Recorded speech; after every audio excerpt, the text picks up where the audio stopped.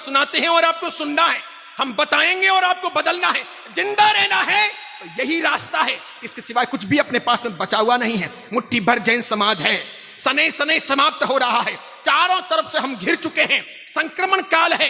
ये हमारे सामायिक ने प्रतिक्रमण ने, ये जाप ने, ये तप ने, ये तीर्थ यात्राएं, ये नव्वाणु, ये मंदिर उपास्य, स्थानक और तेरापंथ भवन तो कुछ ही दिनों में नीलाम होने वाले हैं। हमारी ताकत अब बची नहीं है।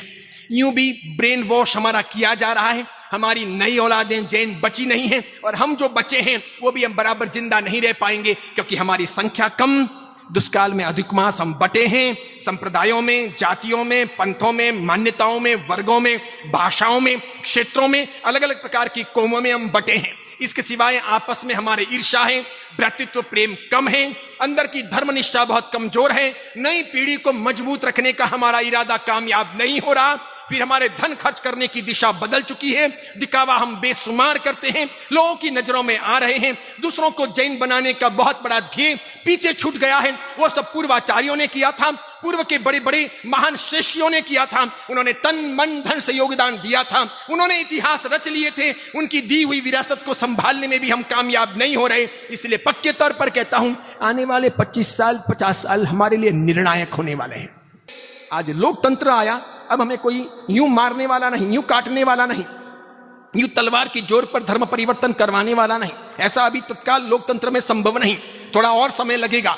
लेकिन इतना जरूर कहता हूं, जिस रफ्तार से जैन समाज की जनसंख्या निरंतर घटती जा रही है, जिस प्रकार अपने जैन समाज का फर्टिलिटी रेशियो कम होता जा रहा है, जिस प्रकार अपना मृत्यु दर बढ़ता जा रहा है, और जिस प्रकार हमारे आसपास के दूसरे समाजों का फर्टिलिटी रेशियो बढ़ता जा रहा है, उनका वजूद बढ़ता जा रहा है, त्यों त्यों ये कहा जा सकता है कि आने वाले 50 साल 60 साल 70 साल 80 साल में अगर हमारे आसपास में ईसाइयों की संख्या अगर बढ़ गई, तो आपके ये मंदिर, उपास्य, स्थानक, तेरापन भवन, ये आमिल खाते और आपकी धर्मशालाएं ईसाइयत के तौर पर गिरजाघरों में, चर्चों में तब्दील कर दी जाएगी। दावे पूर्वक कह रहा हूं, कोई सत्ता कुछ नहीं कर सकेगी, कोई पुलिस कुछ नहीं कर सकेगी, कोई प्रशासन कुछ नहीं कर सकेगा। बहुमत उनका होगा, उन सब प्रशासनिक क्षेत्रों में और उन सब पुलिस में बैठे हुए लोग उनके होंगे।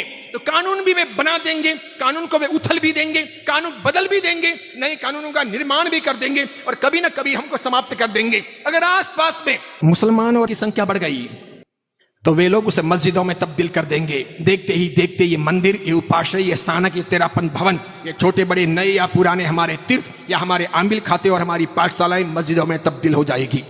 इसलिए क्रांतिकारी खतरनाक बात आपको कहता हूं, जल्दी आपके गले नहीं उतरेगी, वक्त लगेगा। कुछ बातें ऐसी होती हैं जो आज गले उतरेगी, कुछ बातें ऐसी हैं जो 10 साल 15 साल के बाद में जब आप भुगतोगे, ठोकरें खाओगे, महसूस करोगे, फील करोगे, तब गले उतरेगी। और कुछ कुछ बातें ऐसी हैं जो गले नहीं उतरेगी।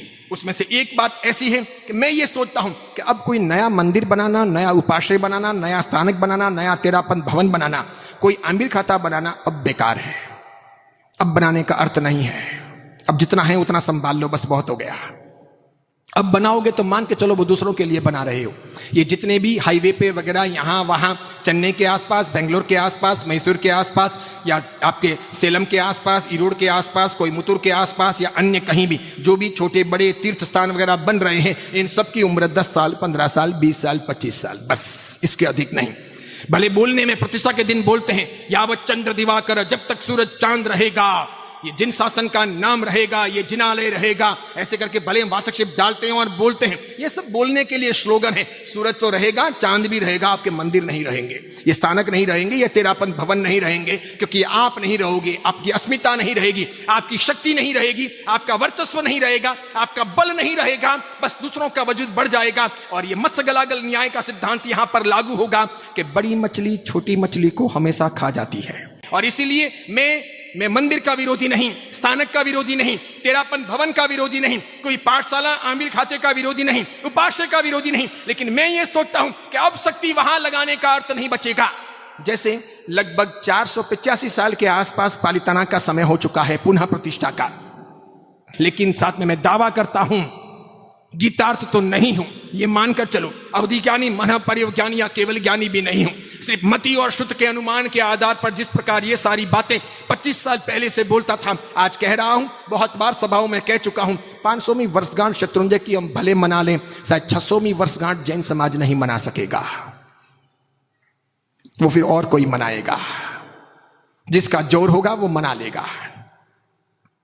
वो मनाने के लिए वहां पर हमारी मूर्तियां हटा दी जाएगी और उसे बदल दिया जाएगा।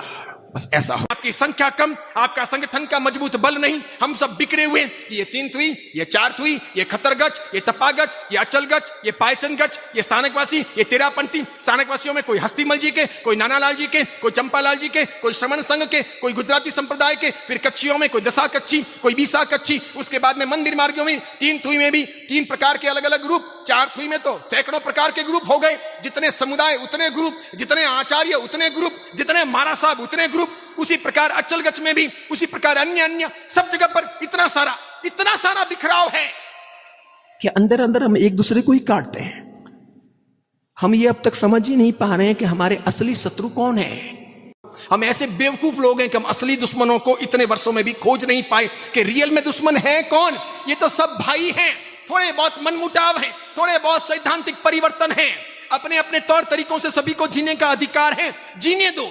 जिसका जब समय आएगा तब वो मुक्ति के मार्ग पर आगे बढ़ेगा। अब कौन सही और कौन झूठ, आज की तारीख में किसी के पास में ऐसा कोई पैरामीटर है कि जिस मशीन को लगाएं और मालूम पड़े कि तपागच की कौन सी परंपरा सही, कौन सी गलत, 3 तुई सही कि 4 तुई सही, मोक्ष में जाने का रियल का अधिकार किसका होगा, खतरगच सही या तपागच सही? किसी के पास में है? ऐसा कोई है नहीं मशीन। इसलिए सब अपने अपने दावे करते हैं कि हम सही, हम बिल्कुल परफेक्ट, हम। इसलिए अपने पास में ऐसी कोई शक्ति नहीं, कोई ऐसा अवधिज्ञानी, महापर्यवज्ञानी, सर्वज्ञ नहीं। जो चल रहा